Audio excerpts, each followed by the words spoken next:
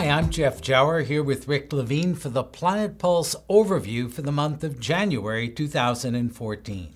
We start January like we start every January with at least the sun in Capricorn. We have a pile of planets in Capricorn because the first day of this year is also the first day of the lunar cycle. It's a new moon in Capricorn with Venus and Mercury and Pluto, all 5 planets in Capricorn. That's a lot of Capricorn energy. What does that mean? Well, Capricorn is about ambition. Capricorn is about starting something that you're going to stick to. Although what I think is so interesting about this particular new moon, Rick, is that Pluto, the planet of purging, is right in the middle of this lunation, meaning perhaps that we've got to get rid of something or do some cleaning up before we can climb the mountain of success. Yeah, and I think you're right. I think that Capricorn is about setting goals and then doing what it takes to accomplish them. But I think part of the Capricorn energy is actually getting things in order and making sure that you have the materials that you're going to need in order to get to where you're going. There's a sense of method or of planning or conservation of energy. This isn't about just running willy-nilly everywhere. It's about planning. And with Pluto there, I think that the month can start off with a bit of maybe it's obsessive New Year's resolutions where we've really gone deep and gone hard in trying to make everything that we're going to do. And it's a possibility that we overcommit or overplan what the month is going to look like because like every month, this month has some interesting twists and turns. Yeah, I think that's a good piece of advice because Capricorn does have that idea that if we write the manual, then we don't even have to live the life. We just go through the rules. And not only is this new moon characterized by the power of Pluto or the presence of Pluto, but Uranus, the planet of shock, surprise, and revolution, is about 90 degrees away. It's not an exact square, but it's close enough to spring enough surprises along the way. And of course that Uranus square is something that we've been living with for a couple of years and will be for the Uranus-Pluto square. But there's another piece to the action, to all that Capricorn action this month, and that is that we have big old Jupiter, which spends about a year in each sign. Jupiter is retrograde, moving backwards in Cancer. Cancer's opposite Capricorn, and so this new moon and several of the Capricorn planets through this month, including Pluto, are opposite Jupiter. And in a way, Jupiter in Cancer says expand by protecting oneself. Get ready to grow. It's the seed that is absorbing water and ready to germinate, but is still contained. And on the other hand, Capricorn is saying, let's get out of the shell and begin moving forward. And I think here we have this dilemma of how fast do we begin? How much do we push forward? And this, of course, is totally corroborated by the fact that Venus is moving backwards all month. Right. Well, I'm going to get back to Venus in a minute because there's a couple of more things to say, I think, about the Jupiter-Pluto stuff and Jupiter in Cancer opposing these planets in Capricorn. And that is that an opposition represents both a problem as well as a solution. And the problem that Cancer presents to Capricorn is those subjective feelings, the need for security and protection that you talked about, as opposed to hard-nosed, driven Capricorn pushing straight ahead.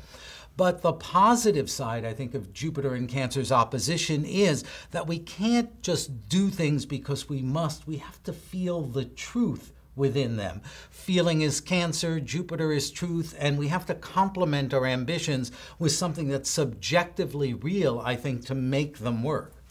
So combining with that, now back to the Venus retrograde. Venus turned retrograde the end of December, the last week of December, actually, and it stays retrograde all month. When a planet is retrograde like Venus, it means it's closer to Earth. It comes between the Earth and the Sun. Venus is retrograding in Capricorn, and it completes its retrograde period on the last day of the month. So this entire month, Venus is a key player it may not feel like we're going anywhere or we're getting to what we want. Venus is the planet of what we want, what we desire, what we long for. It's love, it's money, it's nice things.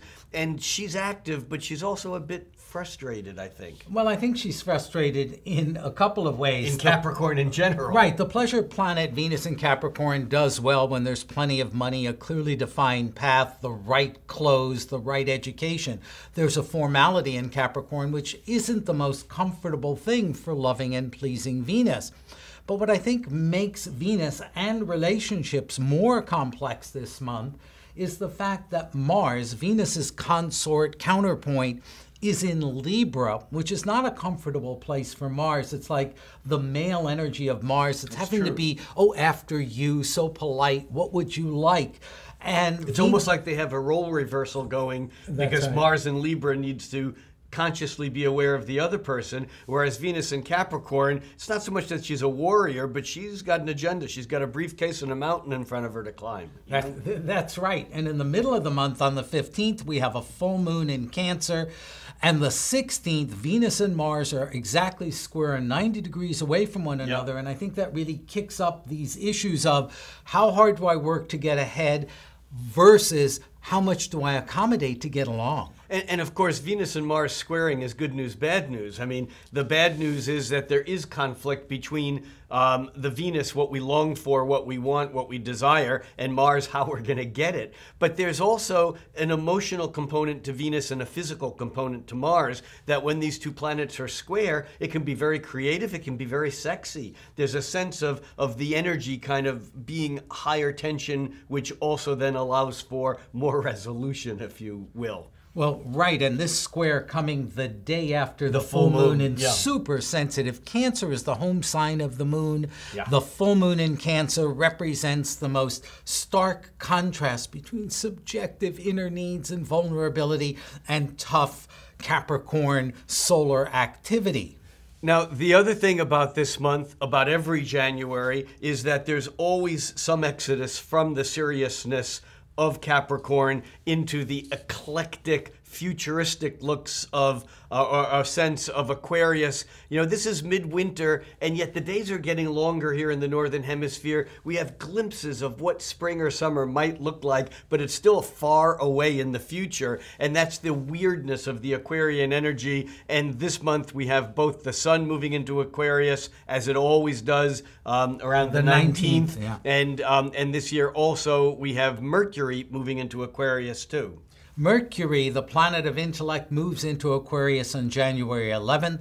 That's sort of an intellectual preview of the wider perspective, the more unconventional and less limited view of reality that Aquarius has in comparison to straight-laced Capricorn. And when the sun goes into Aquarius on the 19th, I think your idea about Aquarius leading us toward the future is a very appropriate one. So in summary then, what we have this month really is a lot of this Capricorn energy taking care of business, and yet it's all in some ways, there's a bit of tension between each of the four cardinal or season starting signs with all these planets in Capricorn, Jupiter in Cancer giving us that awareness of how our sensitivity plays into what our goals are. And then we have Uranus in cardinal Aries on one side and Mars in cardinal Libra on the other side. The month is ripe with change, and yet there's a lot that's still holding things in place. My sense is, Jeff, that this month has a lot of change in it, but we may not see the manifestations of these changes until the spring run on all of the cardinal signs that we'll get, later on in March and April of this year. Well, I think you're right with one slight deviation, and which is appropriate for deviant Aquarius. It's appropriate for you too, just because. Just because. But at the end of the month, on the 30th, we have the new moon in Aquarius. Second new moon of the month. Second new moon of the month. So that's a new moon in a very unconventional sign.